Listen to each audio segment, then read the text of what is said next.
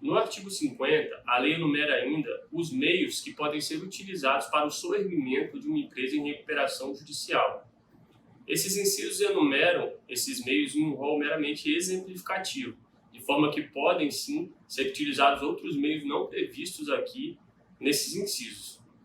Vale a pena a leitura de cada um desses meios, mas para facilitar a sua vida, eu já informo que os mais cobrados em prova objetiva são os incisos 2, 3, 7 e 8.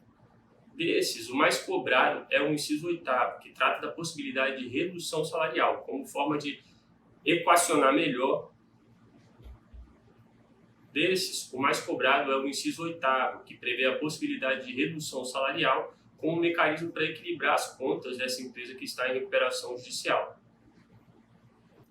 No artigo 52, a lei diz que o juiz deferirá o processamento da recuperação judicial e vai adotar algumas outras medidas na eventualidade de a petição inicial estar devidamente instruída com os documentos exigidos por lei. E no mesmo ato que o juiz defere o processamento da recuperação judicial, o juiz precisa determinar uma série de medidas que estão listadas nos incisos. Dentre todos esses incisos, os mais importantes para fins de prova de concurso público são os incisos 1, 2 e 3. O inciso 1 trata da nomeação do administrador judicial. O inciso 2 trata da necessidade de o juiz exigir do devedor a apresentação de certidões negativas. E o inciso 3º trata da necessidade de o juiz determinar a suspensão das ações e execuções que tramitem em face desse devedor que agora está em recuperação judicial. Passamos agora para o artigo 52, parágrafo 4º, em que está se tratando da possibilidade de o devedor requerer a desistência da recuperação judicial. O que está sendo dito aqui é o seguinte: antes do deferimento do processamento da recuperação judicial, o devedor ele pode desistir dessa recuperação judicial, ainda que sem o consentimento dos credores. O juiz, ao receber esse pedido de desistência, simplesmente vai homologá-lo, nem sequer consultará os credores. Porém, após o deferimento do processamento da recuperação judicial, o pedido de desistência formulado pelo devedor precisará ser submetido ao crivo da Assembleia Geral de Credores, de forma que a desistência somente poderá ser acatada na hipótese de ser chancelada pela Assembleia Geral de Credores. Isso ocorre porque nesse momento em que se já está em curso, já está sendo processada a recuperação judicial, os credores podem entender, por exemplo, que é mais importante preservar a empresa, tentar realizar esse soerguimento, do que convolar aí a recuperação judicial em falência. Artigo 53. O plano de recuperação será apresentado pelo devedor em juízo no prazo improrrogável de 60 dias da publicação da decisão que deferir o processamento da recuperação judicial, sob pena de convolução em falência. Desse modo, a partir do momento que o juiz defere o processamento da recuperação judicial, começa a correr o prazo para que o devedor apresente o seu plano de recuperação judicial. Então, o deferimento do processamento da recuperação judicial é o termo inicial para a apresentação do plano de recuperação judicial. E esse prazo é de 60 dias. É importante saber aqui que esse prazo é de 60 dias e que seu fluxo começa a ocorrer a partir do momento em que o juiz defere o processamento da recuperação judicial. Então, a partir do momento que o juiz defere o processamento da recuperação judicial, começa a correr o prazo de 60 dias para que esse devedor apresente o seu plano, o plano que irá ser aplicado para o soerguimento dessa empresa.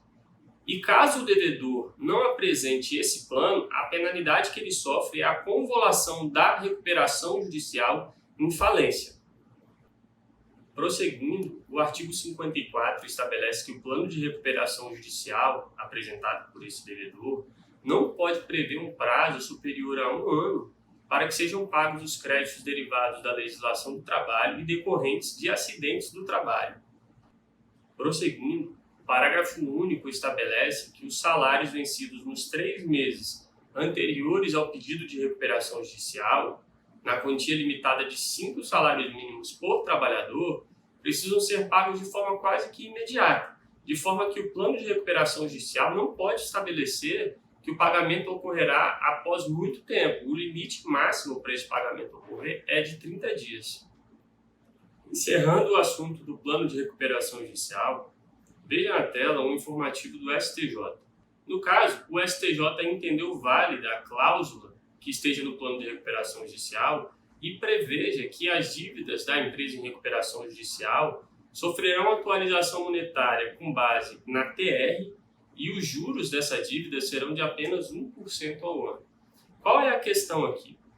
A TR, ou taxa de referência, é um índice aplicado para a atualização monetária, é um índice da poupança, e ele é muito ruim para os credores porque, na verdade, ele não compensa sequer a inflação.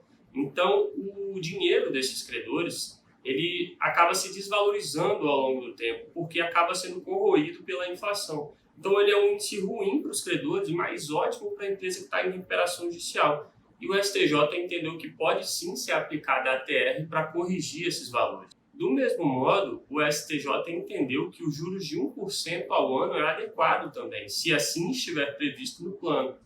Veja que os juros de 1% ao ano para um empréstimo ou uma dívida é algo muito baixo. Não se consegue juros de 1% ao ano no mercado. Então, a empresa em recuperação judicial que tem uma dívida, ela pode pagar a sua dívida com base nesses juros, que é baixo.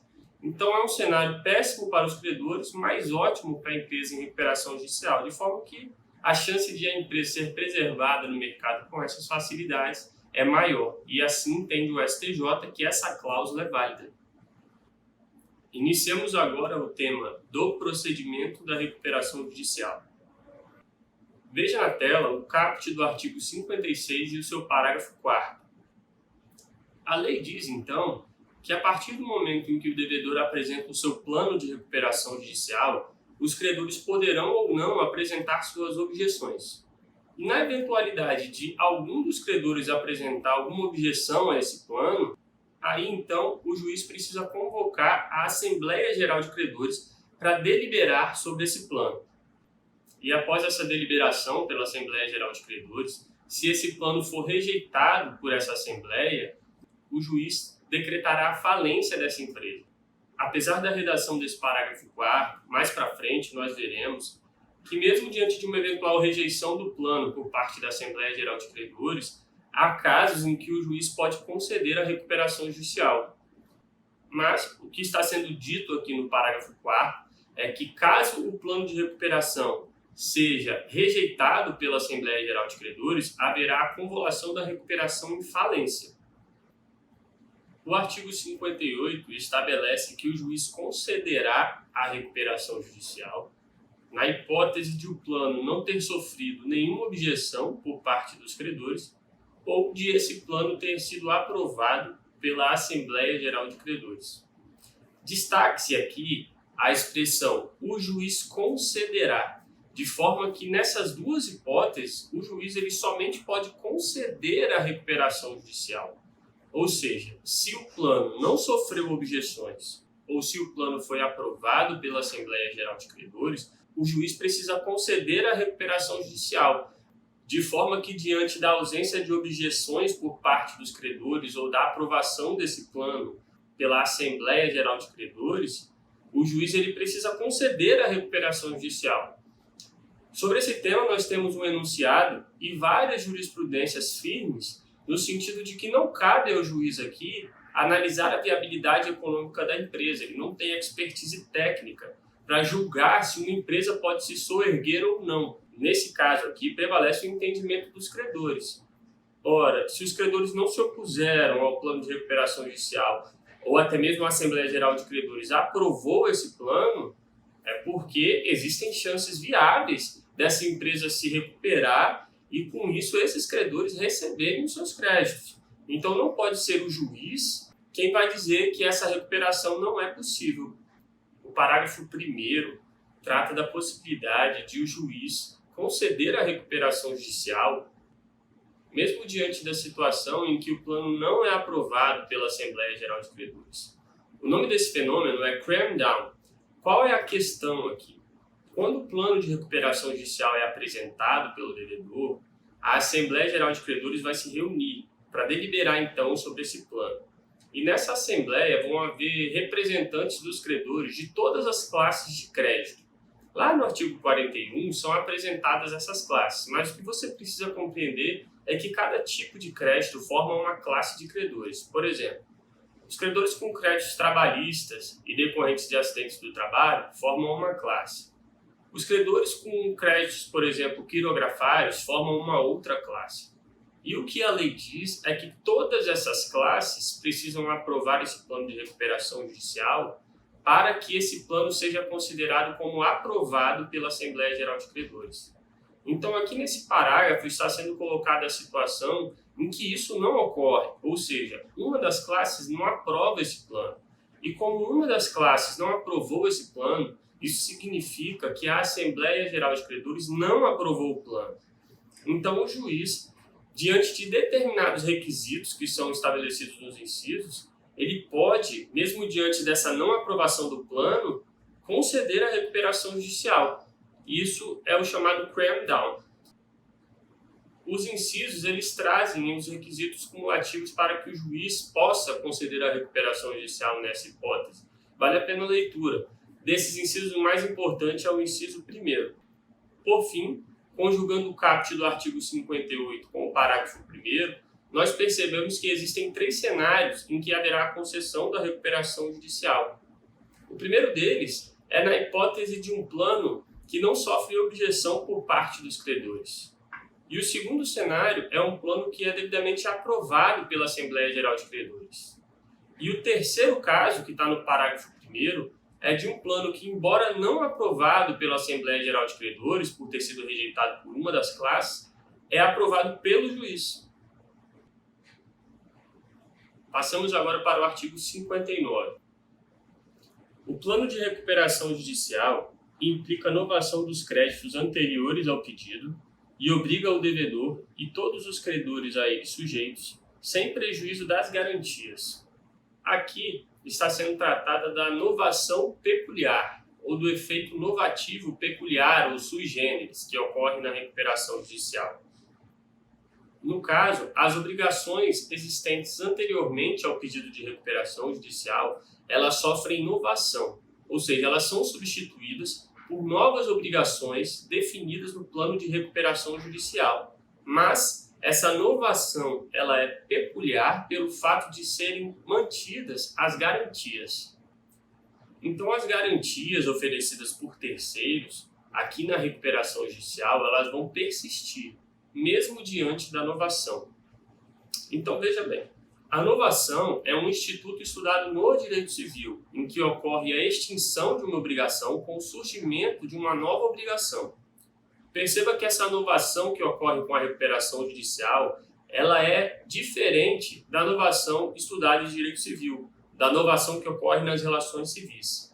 Bom, os dois institutos eles são parecidos pelo fato de que a obrigação originária, a dívida originária, ela é extinta e dá lugar a uma dívida, a uma obrigação nova. Então isso ocorre tanto na novação civil quanto na novação peculiar aqui da recuperação judicial.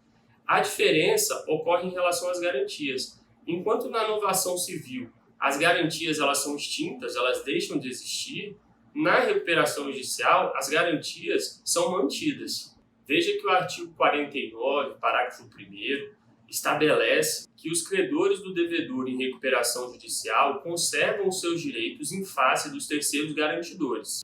Sobre esse tema, o STJ tem um entendimento simulado que estabelece que, no caso de o devedor principal estar em recuperação judicial, eventuais ações e execuções em face dos terceiros garantidores poderão prosseguir normalmente, de forma que aquele período de espera que nós já estudamos no começo da aula não se aplica para a suspensão das ações e execuções em face desses terceiros garantidores.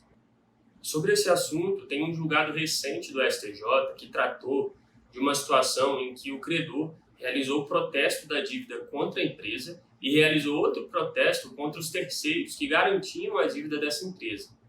No caso, a empresa entrou em recuperação judicial e aí se discutiu sobre a necessidade de serem suspensos esses protestos. E o STJ entendeu que o protesto realizado em face da empresa em recuperação judicial precisa ser suspenso, mas o protesto realizado em face desses terceiros coobrigados, garantidores, pode ser mantido. Ou seja, a partir do momento em que ocorre a concessão da recuperação judicial, esse protesto em face dessa empresa precisa ser suspenso, mas devem ser mantidos os protestos em face dos terceiros garantidores. Retomando, com a homologação desse plano de recuperação judicial, ocorre o que se chama aqui de novação sui generis, novação peculiar da recuperação judicial. E quais são as consequências dessa recuperação judicial? Bom, primeiramente, com essa novação, automaticamente a dívida originária deixa de existir. Essa dívida originária não poderá então ser cobrada no futuro, ela não existe mais. E em segundo lugar, até como consequência natural da extinção dessa dívida originária e surgimento do plano, você tem a criação de uma nova dívida. Essa dívida ela estará prevista e delimitada no plano de recuperação judicial. E esse plano passa a ser o título executivo judicial. Ou seja, em caso de descumprimento desse plano por parte da empresa em recuperação judicial, os credores podem executá-lo, pois ele tem força executória. E a terceira consequência é a extinção das execuções existentes em face dessa empresa que está em recuperação judicial. Então veja, com a novação ocorre a extinção das execuções em face da empresa em recuperação judicial. Por quê? A partir do momento em que o plano de recuperação judicial é homologado e ocorre então a novação das dívidas dessa empresa em recuperação, a dívida originária que está lastreando essa execução em face dessa empresa deixa de existir. E como essa dívida originária não existe mais, a execução em face dessa empresa não pode prosseguir. O primeiro ponto aqui é você não confundir com aquela suspensão das ações de execuções que ocorre com o deferimento do processamento da recuperação judicial.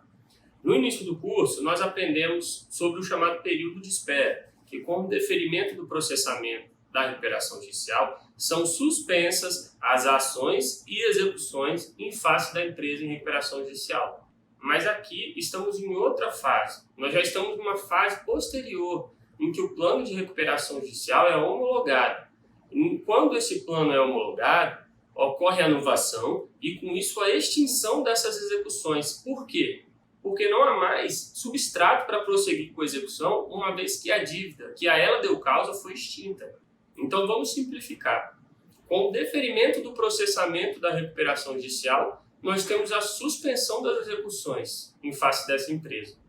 Mas, com a homologação do plano de recuperação judicial e com a novação peculiar da recuperação judicial, nós temos a extinção das execuções em face dessa empresa. Mas veja, as execuções que serão extintas são somente as execuções em face da empresa. Se eventualmente existir uma execução em face de um terceiro garantidor dessa empresa, essa execução pode prosseguir normalmente. Nós, inclusive, já vimos que existe uma súmula do STJ nesse sentido. Artigo 66. Após a distribuição do pedido de recuperação judicial, o devedor não poderá alienar ou onerar bens ou direitos de seu ativo permanente, salvo evidente utilidade reconhecida pelo juiz, depois de ouvido o comitê, com exceção daqueles previamente relacionados no plano de recuperação judicial. Desse modo, a partir do momento em que ocorre a distribuição do pedido de recuperação judicial, ou seja, a partir do momento em que o devedor ele formaliza judicialmente o seu pedido de recuperação judicial, ele começa a ter restrições para alienação ou oneração dos seus bens. Então, esse devedor que já formulou o pedido de recuperação judicial, ele só vai poder, por exemplo, vender um dos seus imóveis se isso for útil para a recuperação judicial e se assim for reconhecido pelo juiz. E no caso de o devedor alienar esse imóvel sem a aprovação desse juiz, esse negócio jurídico é reputado ineficaz. Sobre esse assunto, o STJ entende que uma empresa em recuperação judicial pode celebrar contrato de factoring sem a prévia autorização do juiz. No artigo 70 e seguintes, está sendo tratado do plano de recuperação simplificado das microempresas e empresas de pequeno porte. Essas microempresas e empresas de pequeno porte têm o benefício de a recuperação judicial ser processada de uma forma simplificada e mais célere. Mas veja que o parágrafo 1º deixa claro que para que a recuperação judicial seja processada dessa forma simplificada, não basta que tenha sido requerida por uma ME e EPP, sendo também necessário que na petição inicial em que é formulado o pedido de recuperação, esteja sendo dito expressamente que essa ME e EPP opta pelo processamento da recuperação judicial nessa forma especial. Então isso precisa estar expresso na petição inicial. No artigo 71, são listadas algumas peculiaridades dessa recuperação judicial especial da ME e EPP. Vale a pena a leitura desses incisos. Mas entenda que alguns créditos não são abrangidos pela recuperação judicial especial da ME e EPP. E no parágrafo único está sendo estabelecido que no caso desses créditos não abrangidos por essa recuperação judicial especial, não haverá a suspensão das respectivas ações e execuções.